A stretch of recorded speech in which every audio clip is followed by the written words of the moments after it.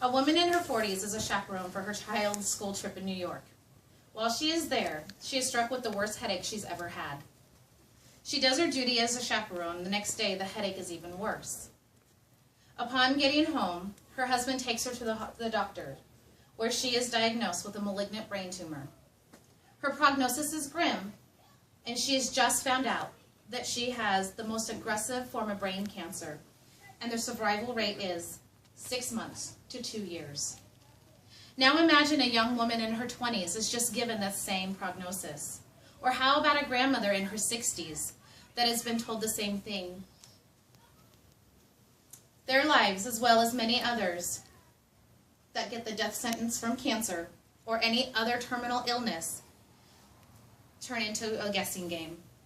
They are forced to decide between the quality of life and the quantity of life.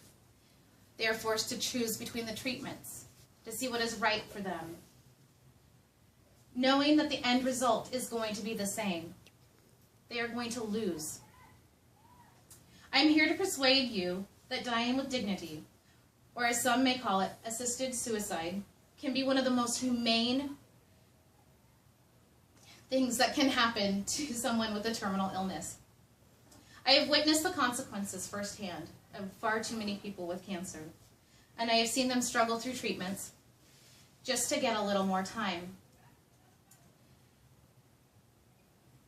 Cancer treatments are meant to eradicate the cancer cells in the body, but they also eradicate all the good cells as well.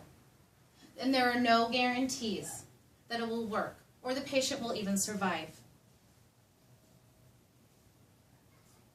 The cancer statistics from 2005 from the American Cancer Society show that approximately 1.7 million people were diagnosed last year with cancer, and approximately 600,000 people died from their illness. Approximately 800,000 are women, and approximately 850,000 are men. But cancer is not the only killer.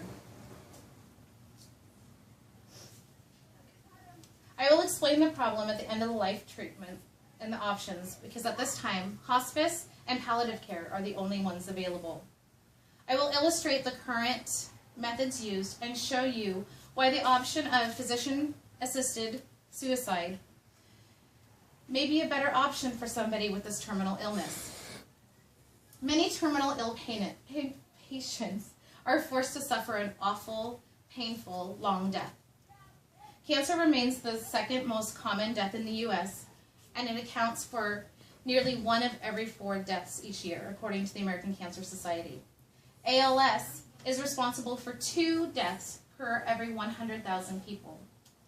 ALS is also known as Lou Gehrig's disease, and it is a disorder that kills the cells in your body, making you unable to move and becoming paralyzed as your body shuts down.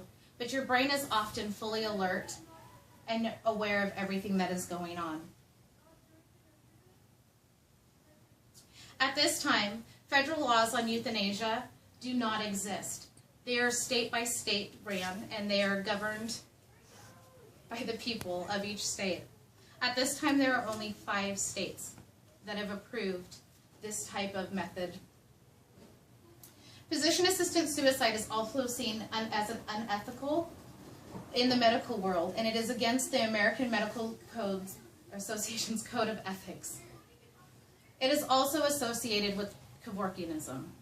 People hear the right to die and dying with dignity, self-admitted suicide, and they think of Kevorkian, Dr. Kevorkian in the 1990s.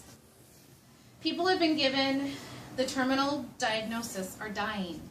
They don't want to die. They are dying. They will not recover from their disease. They're the ones that have to deal with the pain and the suffering daily.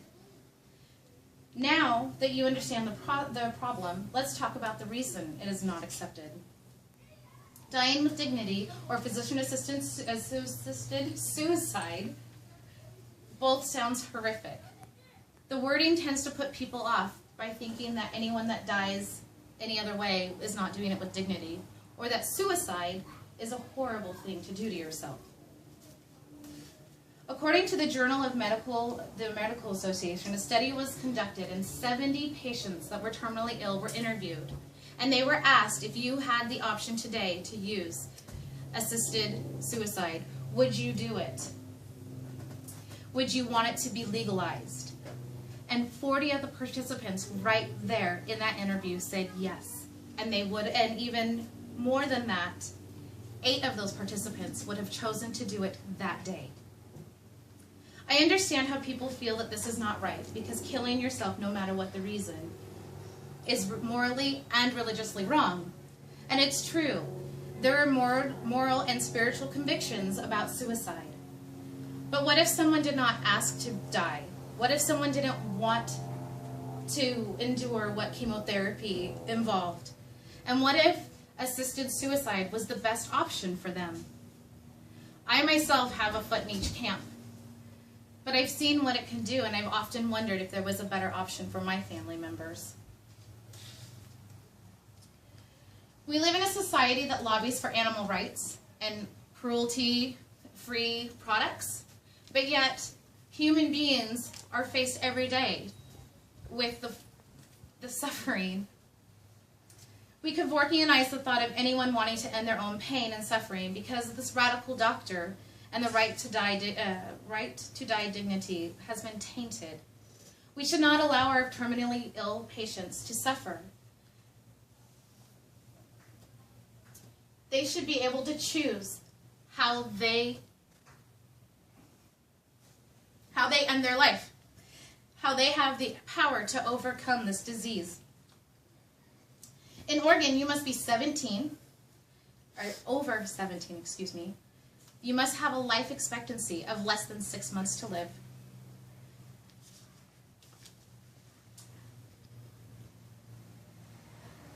This is a poll that shows that Americans all over the United States, if given the option to choose to vote to make it legal, would do so.